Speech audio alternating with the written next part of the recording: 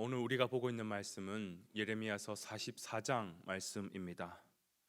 계속된 본문에 이어서 애굽에 내려간 백성들을 하나님께서 어떻게 심판하실지를 기록하고 있는 본문의 말씀입니다.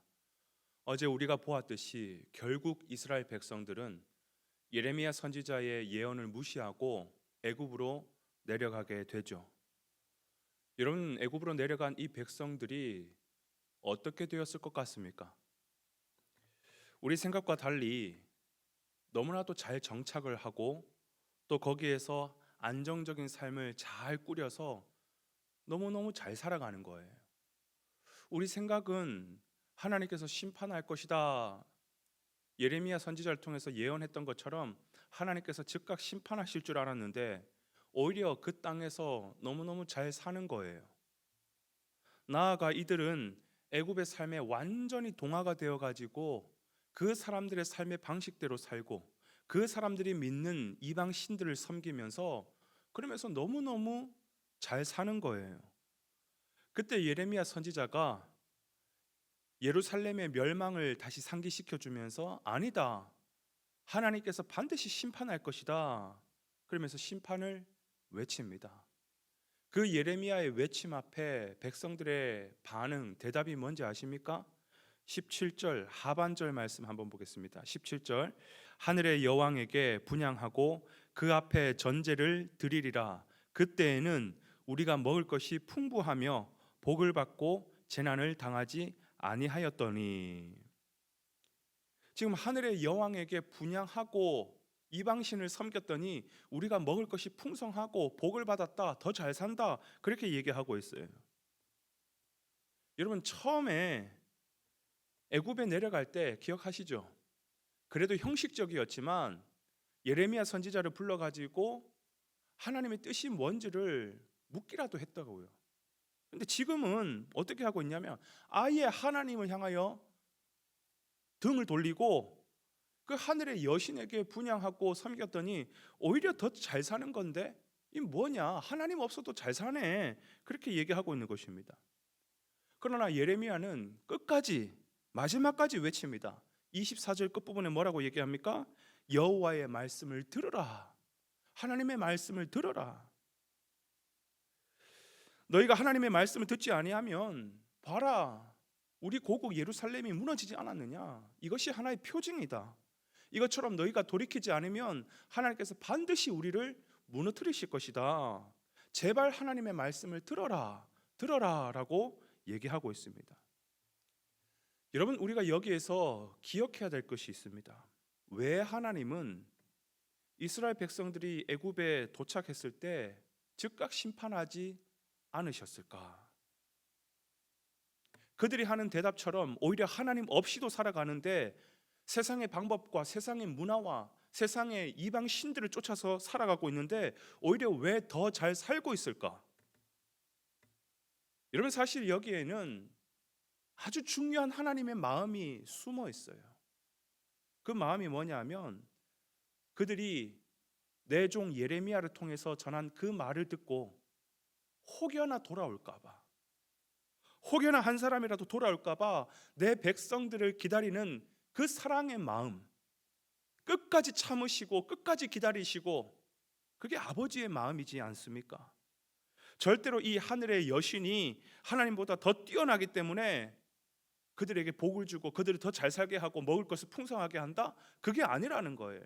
우리를 향한 하나님의 참으심이에요. 만약에 하나님이요 공의의 칼만 가지고 잘못하는 이 백성들을 그냥 그 자리에서 즉결 심판을 했다면요, 이 백성들은 뼈도 못 추렸을 거예요. 애굽으로 내려가려고 하는 생각을 갖는 순간 생각만 가져도 그냥 그 자리에서 치시고, 잘못하고 불순종하는 마음만 딱 가져도 그 마음만 아시니까 우리 주님께서 그 자리에서 치시고, 그러면요 뼈도 못 추려요. 저는 우리 우진이를 이렇게 훈계할 때도 우진이가 잘못할 때가 참 많이 있죠. 어린 아이니까. 그런데 저는 우진이를 바로 회초리 되지 않습니다. 만약에 제가 공의의 어떤 기준만 가지고 실수할 때마다 회초리를 딱딱 대면요 회초리가 남아 돌지 않았을 거예요. 먼저 저는 어떻게 얘기하느냐, 말로 하죠. 우진아, 그러면 안 돼. 그건 나쁜 행동이야. 그 하나님 기뻐하지 않는 행동이야. 절대로 다음부터 그렇게 하면 안 돼. 계속해서 얘기를 해주겠죠. 왜요? 이 아이가 이해하고 이 말을 듣고 혹여나 돌이킬까 봐 돌아왔으면 좋겠다라고 해서 끝까지 화가 나지만 참고 기다려주고 또 참고 또 기다려주고, 이게 뭐예요? 이게 사랑의 마음이잖아요. 이게 아버지의 마음이잖아요. 그러나 계속 말로 할까요? 끝까지 말로 할까요? 아니에요. 여러분, 이 아이들도 보면요, 이게 이제 영악해지기 때문에 아빠를 때로는 이용하기도 합니다. 어떻게 하느냐? 아빠는 내가 아무리 잘못해도 말로 하지 절대 회초리 안 돼. 이제는 그걸 이용한다라는 거예요.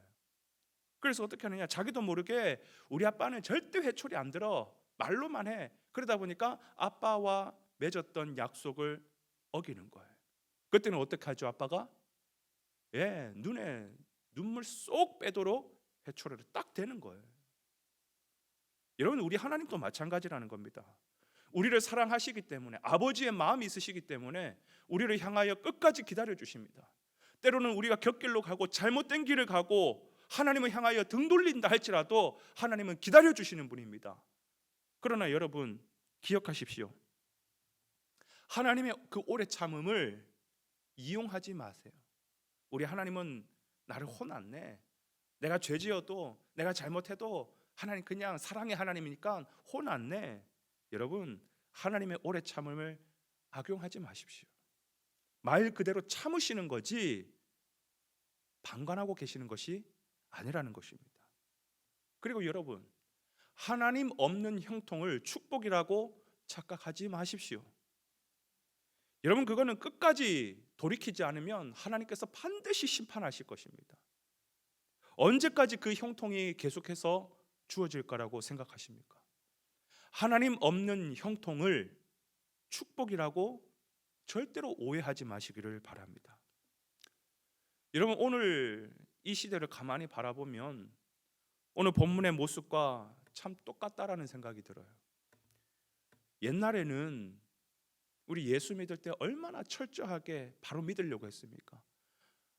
마치 하나님 없으면 죽는 것처럼 느껴졌어요. 그런데 한 번 죄를 지었는데 별일이 없는 거예요. 한 번 세상으로 그냥 나아가서 세상과 손 마주잡고 버타면서 세상에 빠져 사는데도 아무 일도 없어요. 오히려 세상의 평법, 세상의 요령대로 사는데 더 잘 살아요. 돈을 더 많이 벌어요. 형통해진 것 같아요. 그러면서 드는 생각이 그거죠. 야, 굳이 그렇게 철저하게 살 필요도 없네. 충성하며 살 필요도 없네. 주일 성수 한 번 빠지면 큰일 나는 줄 알았어요. 근데 주일 성수 한 번 빠지는데 별일 없는 거예요. 괜찮은 거예요. 두 번, 세 번 빠지죠. 11조 안 내면 큰일 나는 줄 알았어요. 그런데 11조 안 넣으니까 오히려 내 사는데 11조가 그대로 또 세이브가 되니까 괜찮은 거예요. 순종의 삶, 한 번 순종 안 하고 불순종해도 괜찮은 거예요. 그래서 점점 하나님을 멀리하는 삶을 살아가게 되는 것이죠. 하나님 없는 삶을 즐기고 있는 겁니다. 여러분, 이건 세상 사람들을 얘기하는 것이 아니라 교회 안에 있는 예수 믿는 사람들을 말하고 있는 것입니다. 그런 사람들이 얼마나 많은지 몰라요. 오늘 그 사람들에게 예레미야 선지자가 외치죠. 24절 끝부분의 그 말씀처럼 여호와의 말씀을 들으라. 지금이 은혜 받을 만한 때고 지금이 하나님의 긍휼이 역사하고 있는 시기이기 때문에 지금 돌이켜야지. 지금 돌이키지 않으면 결국은 우리는 하나님의 심판을 면할 수 없을 것이다. 여호와의 말씀을 들어라. 제발 여호와의 말씀을 들어라. 사랑하는 여러분, 오늘 하루를 살아가는 데 있어서 하나님의 말씀 들으시고 순종하시고 그 말씀대로 살아가는 저와 여러분 되시기를 주님의 이름으로 간절히 축원드립니다. 하나님 없이 살아가는데 형통하다? 하나님 없이 내가 죄를 지었는데 괜찮다? 여러분, 절대로 하나님 없는 형통을 축복이라고 착각하지 마시고 하나님께서 오래 참으시고 기다리시는 것을 이용하지 마시기를 다시 한번 주님의 이름으로 축원해 드립니다.